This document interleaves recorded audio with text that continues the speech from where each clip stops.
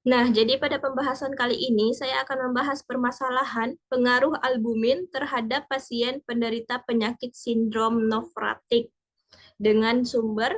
Yang pertama itu ada jurnal Sari Pediatri yang berjudul Hubungan Antara Kadar Albumin dan Kalsium Serum pada Sindrom Nefrotik Anak.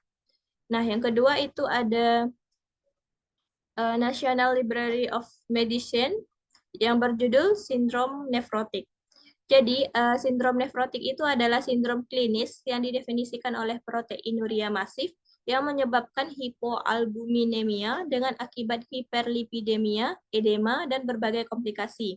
Nah, sindrom ini disebabkan oleh peningkatan permeabilitas melalui membran dasar yang rusak di glomerulus ginjal, terutama infeksi atau tromboemboli.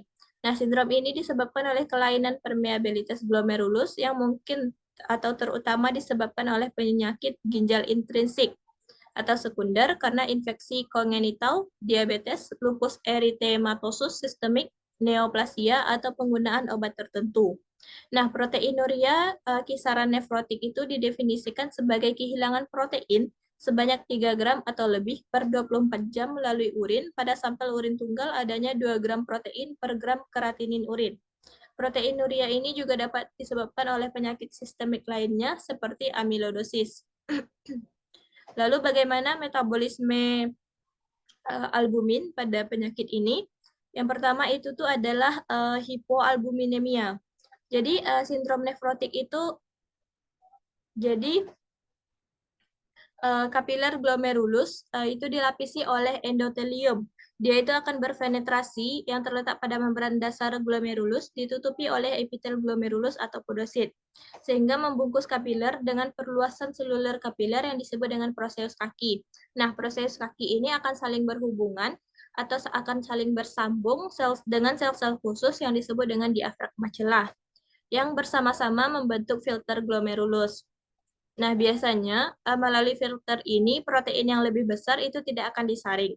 Penghancuran podosit akibat dari penyakit-penyakit tadi menyebabkan kerusakan glomerulus yang irreversibel. Sehingga albumin yang merupakan protein utama dalam darah itu akan ikut terbuang ke dalam urin yang menyebabkan kadar albumin serum menurun atau disebut juga dengan hipoalbuminemia. Yang kedua itu gangguan metabolisme mineral.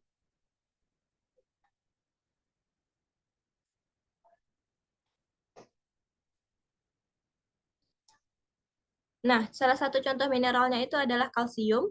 Nah, kalsium itu sebagian besar berikatan dengan protein serum, terutama albumin, sehingga kadar kalsium total serum sangat dipengaruhi oleh kadar protein, terutama albumin.